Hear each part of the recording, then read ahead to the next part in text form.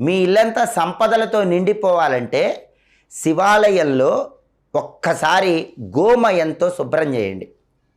అంటే ఎవరైనా సరే శివాలయానికి వెళ్ళినప్పుడు ఏదో ఒక ప్రదేశంలో ఆవు పేడతో అలికి శుభ్రం చేస్తే దానివల్ల శివుడు పరమానంద భరితుడవుతాడు.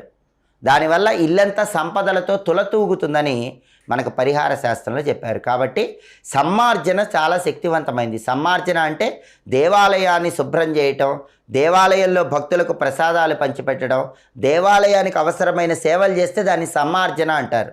ఎప్పుడైనా శివాలయానికి వెళ్ళినప్పుడు అక్కడ చక్కగా ఆవు పేడతో శుద్ధి చేస్తే ఈ సమ్మార్జన వల్ల ఇల్లంతా సంపదలతో తొలతూగుతుంది. శివాలయంలో ఈ పరిహారాలు పాటించి శివానుగ్రహంతో పాటుగా ధనలక్ష్మీ కటాక్షానికి పాత్రలకండి.